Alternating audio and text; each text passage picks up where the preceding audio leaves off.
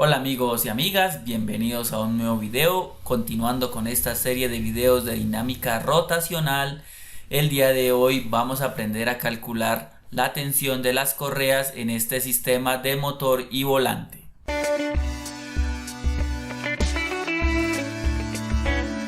Ejercicio 5.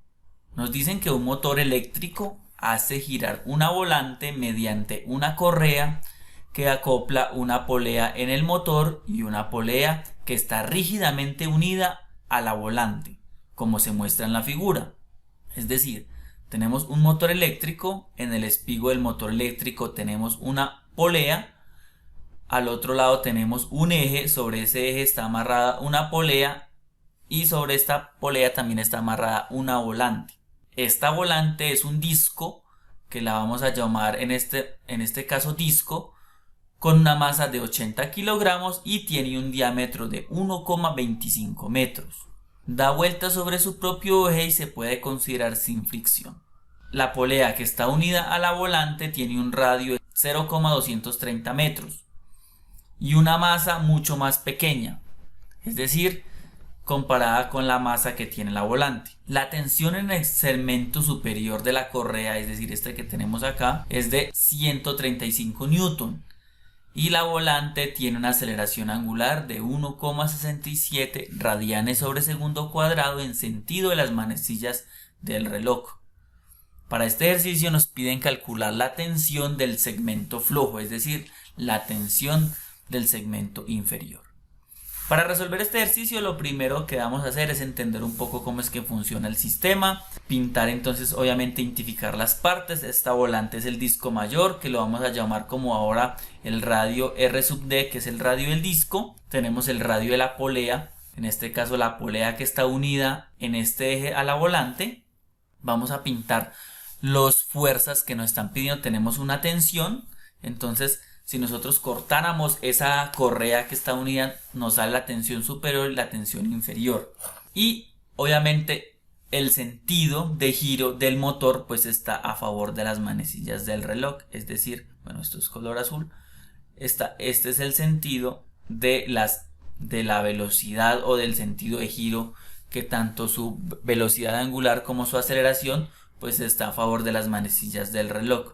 Entonces esta correa se mueve en este sentido y viene acá haciendo este movimiento para poderle dar sentido obviamente a la volante. ¿Cómo se pintan entonces las tensiones? Nosotros cortamos por acá, sale la tensión T1, esta es la tensión que está alando, por eso se llama la tensión del lado tenso, y esta sería como si estuviera empujando, y ambas las debemos pintar como saliendo. Bueno, ¿qué debemos entonces tener para resolver este ejercicio? Acá tenemos un esquemático pues que simplifica un poco para verlo de esta forma. Estas serían las dos poleas que están unidas. Esta sería la polea del motor y aquí pues obviamente la polea que está unida a la volante y obviamente que se está moviendo en esta dirección. ¿Qué debemos aplicar para resolver este ejercicio? Lo que aprendimos de dinámica rotacional, que es similar a la segunda ley de Newton, donde la sumatoria de torques es igual al momento de inercia por su aceleración angular. Entonces, para pintar esto nosotros vamos a tomar, obviamente vamos a analizar ese lado de la volante, todo este eje, toda esta parte que nosotros tenemos acá es la que nosotros vamos a analizar. Y vamos a hacer sumatoria de torques, donde los torques que son a favor de las manecillas del reloj, que es donde está el movimiento, son los positivos. Entonces, al lado superior tenemos acá en este punto que es el radio de la polea. Entonces tenemos la tensión T1 por el radio de la polea. Lo pinto positivo porque me hace mover a favor de las manecillas del reloj. Pintamos la tensión T2 porque me lo hace mover el sistema en contra de las manecillas del reloj, por eso lo pintamos negativo, por eso lo ponemos negativo. Tensión T2 por lo mismo que sería el radio de la polea, igual al momento de inercia por su aceleración angular. ¿Qué es el momento de inercia de un disco? Lo conocemos, lo vimos en un video anterior analizando tablas, figuras. En este caso un disco sólido es igual a un medio de la masa del disco por el radio del disco al cuadrado. Es decir, esto lo vamos a venir a colocar en esta ecuación.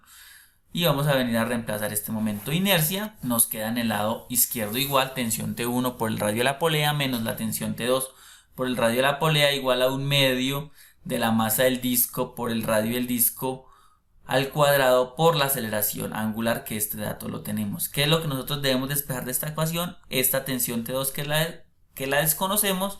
Las demás variables las conocemos la tensión T1, el radio de la polea, la masa del disco la conocemos, el radio del disco y la aceleración. Ahora vamos a despejar esto que está aquí positivo, lo vamos a pasar al otro lado de la ecuación como negativo, ordenando los valores. Entonces me queda menos la tensión T2 por el radio de la polea igual a 1/2 de la masa del disco por el radio del disco al cuadrado por su aceleración angular menos la tensión T1 por el radio de la polea. ¿Qué tenemos nosotros acá? Vamos a despejar entonces la tensión T2. Para facilitar vamos a multiplicar por -1 todos, tanto el lado izquierdo como el lado derecho para no afectar la ecuación. Entonces nos queda que esto que estaba negativo lo ponemos positivo por multiplicar por -1, tensión T2 por el radio de la polea igual a menos, que estaba positivo ahora queda negativo, menos 1/2 de la masa del disco por el radio del disco por su aceleración angular, este radio es al cuadrado, este que estaba negativo pasa a positivo, tensión T1 por el radio de la polea. Ahora ya podemos esto que es el radio de la polea pasar a dividir acá, por lo tanto la expresión para calcular la tensión T2 que es la del lado flojo sería igual a menos 1/2 de la masa del disco por el radio del disco al cuadrado por su aceleración angular más la tensión T1 por el radio de la polea dividido el radio de la polea. Reemplacemos todos los valores que los tenemos. Menos 1/2, la masa del disco nos lo está dando aquí, que son 80 kilogramos. Acá solo tenemos en cuenta la masa del disco, la masa de la polea no la tenemos porque el mismo ejercicio nos lo está diciendo que tiene una masa mucho más pequeña, es decir, se puede considerar insignificante con respecto a estos 80 kilogramos. Eso es importante para tenerlo en cuenta porque acá lo que estamos teniendo en cuenta es el momento de inercia de todo este sistema. Está incluido incluso la polea porque esta polea está unida a este disco. Pero bueno, el ejercicio nos lo está diciendo que es mucho más pequeña, ya que no está lo que lo podemos eliminar. ¿Cuánto es el radio del disco? Sabemos que su diámetro es de 1,25, por lo tanto lo tenemos que dividir a la mitad y elevamos al cuadrado. Y multiplicamos por la aceleración angular, que son 1,67 radianes por segundo, más la tensión T1, 135 newton, que nos lo está dando también el ejercicio. El radio de la polea 0,230 dividido el radio de la polea 0,230. Entonces haciendo la siguiente operación, que nos queda 1,25 dividido entre 2, que me da 0,625 elevado al cuadrado, que me da 0,390 por 1,67, que me da 0,652 por 80, que me da 52,18 por 0,5, es decir, este lado de acá, esta expresión de acá me da menos 26,09, más tenemos la expresión 135 por 0,230, esto me da 31,05. Ahora 31,05 menos 26,09 y todo esto dividido 0,230, que es el radio de la polea, encontramos que la tensión T2 es igual a 21,55 newton.